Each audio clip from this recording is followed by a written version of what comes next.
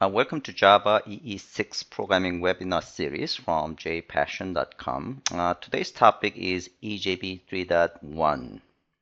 Okay, so let's move on to the presentation. Just a bit of information for people who are attending this webinar for the first time. So Java EE6 course we are talking about here. We are just addressing newly added features in Java EE6. So this is not really a beginner course. This is for people who already have used Java EE5 and want to learn Java EE6 features.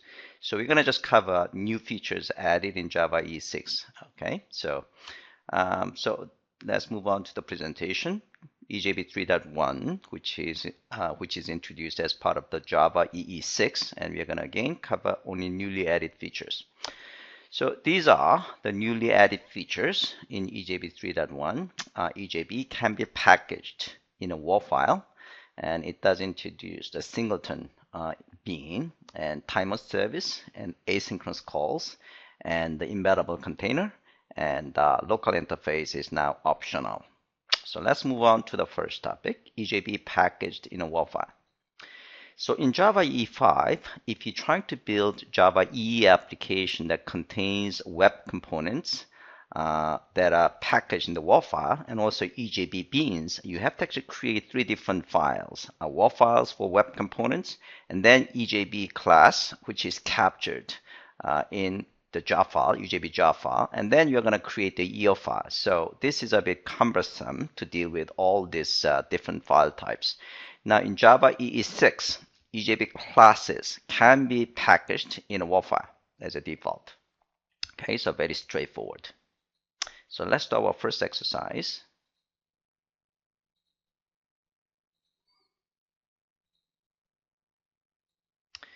So what we're going to do in this first exercise is we're going to actually build a very simple EJB application, and we are going to build a web application actually that contains EJB bean, and we'll see how the WAR file is constructed. Okay, so you will see the EJB is part of the WAR file. All right, so let's try to create a brand new application. So we're going to create a web application. So select Java Web and Web Application. And we're going to call it EJB package WAR file, something like that. By the way, you can create this file from Maven as well. All right, so we are going to choose a Glassfish server, and again, the version we are going to use is Java EE6. And here, enable context and dependency injection. This means is if you click this one, it will create beans.xml file for CDI support. Okay, since we are not really using CDI in this example, we don't have to actually check this box. Okay, all right, then we are going to finish. So we created a very simple web application. Now we are going to create a session bean. So right-click the project, and new, and we're going to create a session bean.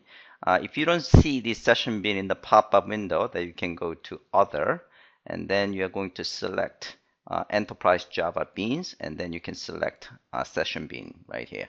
Okay, and next, and I'm going to call it My Session Bean, and we're going to provide package. I'll call it server.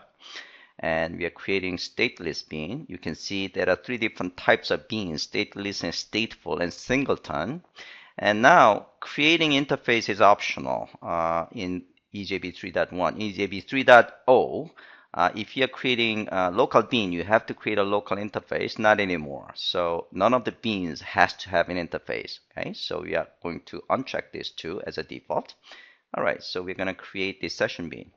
Now we're going to create a very simple business method. Okay, so here we're going to say string public string, and we're going to call it say hello, and it's going to receive a string object, and we're going to just return a string called hello and plus name, and we'll have exclamation mark.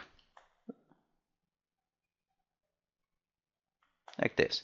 Very simple business method. Okay. All right, so we created a bean. Now we are going to create a servlet that invokes this bean. So we're going to create new and a servlet. And we are going to call it hello servlet. And the package we're going to have in a different package, client. Okay, next, and finish. All right, so we created a servlet. And what we want to do is we want to invoke this bean that we created, my session bean. So we are going to use add EJB annotation, okay, and my session bean. So if you actually press Control Space, it will actually figure out which bean is available. So it knows that there is only one bean. It just gave that my session bean directly to me. So I'm going to call it a client. Okay. All right. So now we're going to import EJB class. So we're going to select fix import. So EJB has been imported. Okay. So here javax.ejb.ejb. Now we're going to call say hello method of this client. So here what you're going to do is we are going to change this calling EJB, and I'm going to change this one to and client, and again you can see say hello method is available, and I'm going to just say Sangshin or something like that.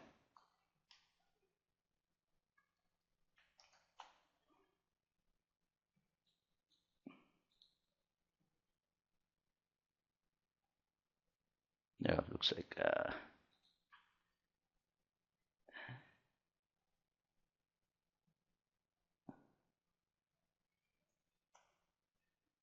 okay, I'm going to just change it back. Okay, so I was missing that one. Okay, so EJB, and I'm gonna just make sure that I'm not messing things up. Okay, and here client and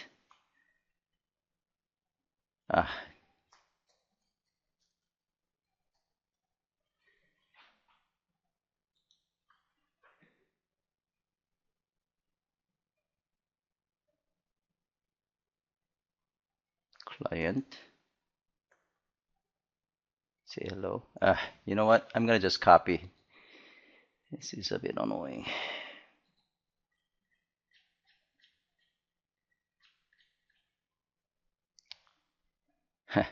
Yeah, I don't have that one. Okay, so I'm going to.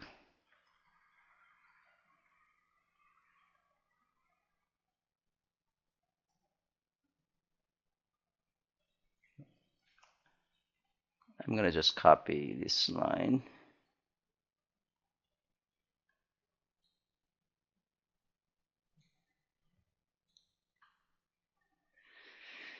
Okay, so here I'm gonna just change this one to client and say hello. Okay, so I'm gonna just move this.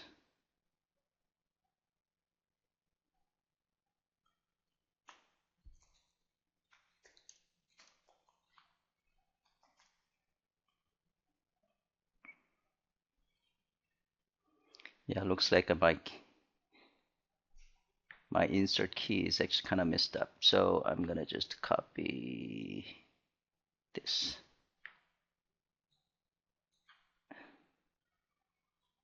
Okay, that's better. So I'm gonna just, okay, I'm gonna just call EJB. Okay.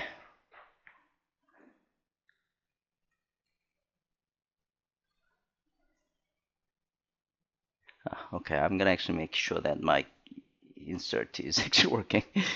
And yeah, so that insert key was actually messing things up. All right, so finally I got the code up and running. So I'm gonna just run this application now. Sorry about that.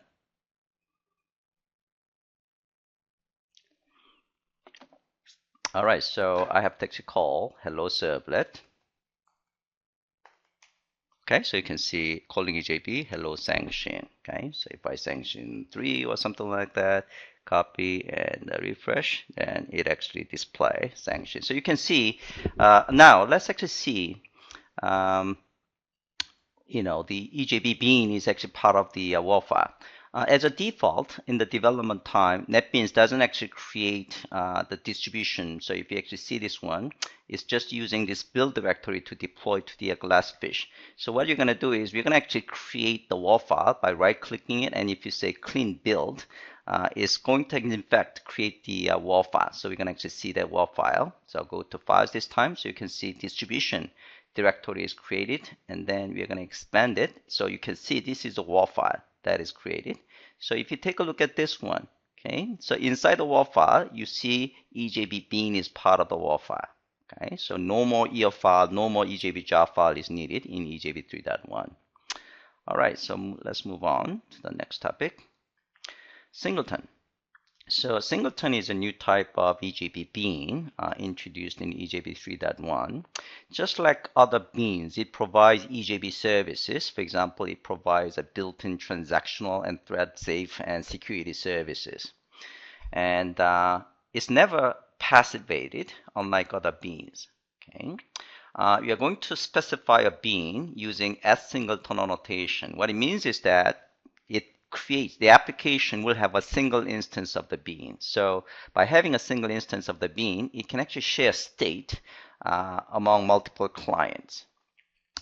And by using singleton annotation, you can also actually have application startup and callbacks, shutdown callbacks, and you're going to use @startup annotation. You're going to actually see examples of this one in a bit more detail later on.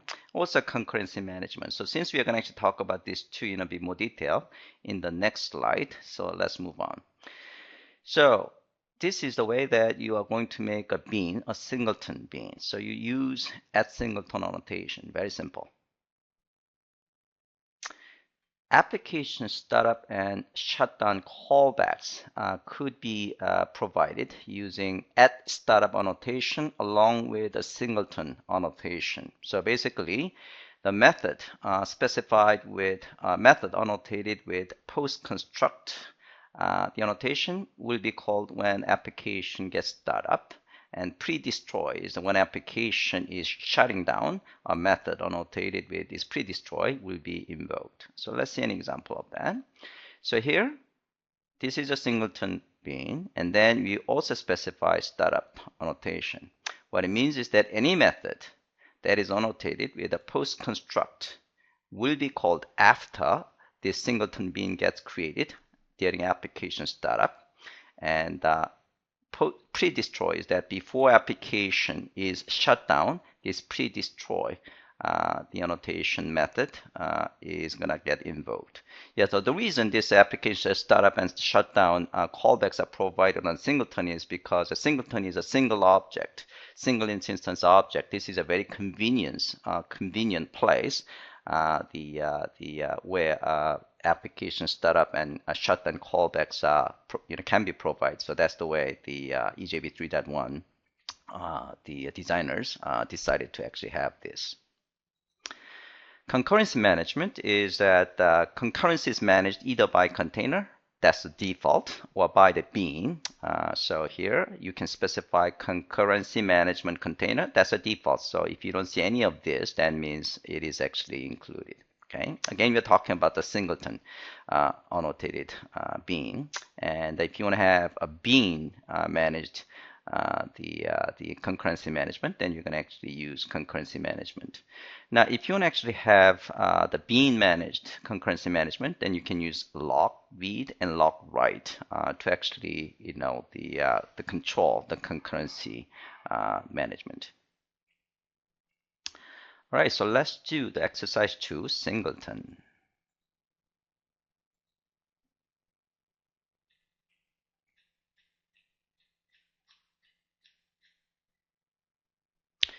So we're going to just import the EJB 3.1 singleton project. So you should be able to run it on any ID of your choice. So I'm going to actually try this singleton, and I'm going to just run it. Go to project.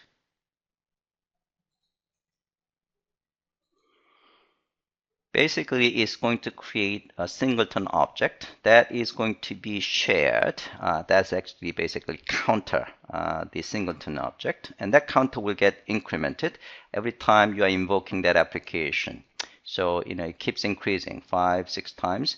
Now let's try to simulate another client. Okay, so let's say we have 2 clients talking to this application.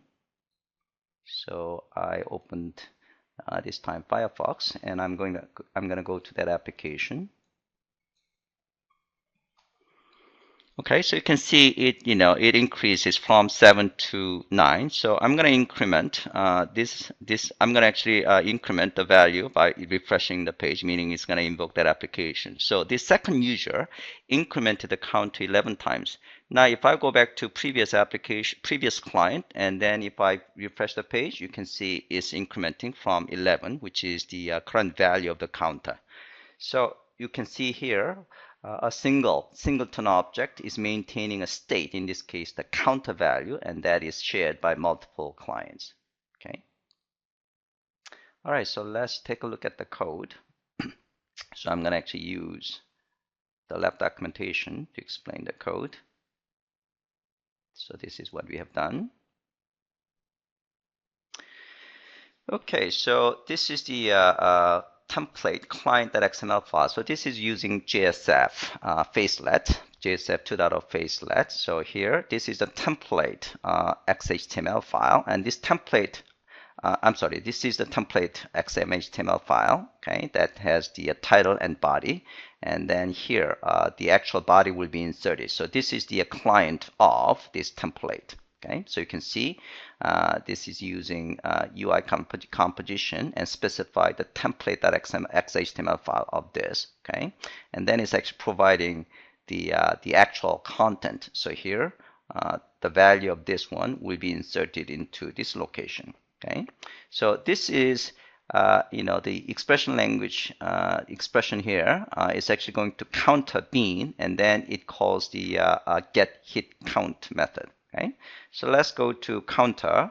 So this is the manage bean. So you can see this is the manage bean, and in this manage bean we are calling EJB. So again, we are using EJB annotation to inject this EJB called counter bean. Okay, and counter bean is basically a singleton, the EJB bean, and it has a hit int counter, and that is actually the one that gets incremented. Okay, so very simple application. All right, the next one is a startup. So basically what we are going to do is we are going to add another class called the myStartupBean, and then again this is a singleton bean, and then we are going to annotate with the startup. Okay, so we are going to actually then have two methods. One is a startup, the other one is called the shutdown, and we are going to just annotate with the post construct and pre-destroy. Okay, so when we actually run this application with this bean, then we should actually see this, we are just kind of displaying this message in the system log file. Okay, so that is this application startup. So you can see here we have this my startup bean. Okay, so I'm going to just clean the console. All right, so I'm going to actually run this application. And it works exactly the same as EJB 3.1 singleton, but this time we have added another singleton bean that contains the startup and shutdown callback method. All right, so if you take a look at the system log file, you can see startup method of my startup bean is called. Okay. Now, if I go to the services, I'm going to actually undeploy this application. So I'm going to refresh this page. You can see the application I just start up, this one. I'm going to undeploy. Okay. Now you can see a shutdown method of my.bean is called. Okay. All right. So that actually verifies that these callbacks are being invoked correctly. All right. So let's move on to the next timer service. So timer service provides an ability to declaratively create cron, Unix cron-like schedules to trigger EJB method. So they provide two annotations, schedule annotation and timeout annotation. So timeout is a one-time, the timeout, and schedule is basically, interval based. So let's see an example of this. So here, I want to invoke this method during the weekdays, Monday to Friday at 9 o'clock. Okay, so that's basically, you are going to use a schedule annotation for that method. Timeout is when timeout occurred, you provide the timer object, which contains the duration, and when timeout occurred, and this method will be invoked. All right, so let's do exercise 3.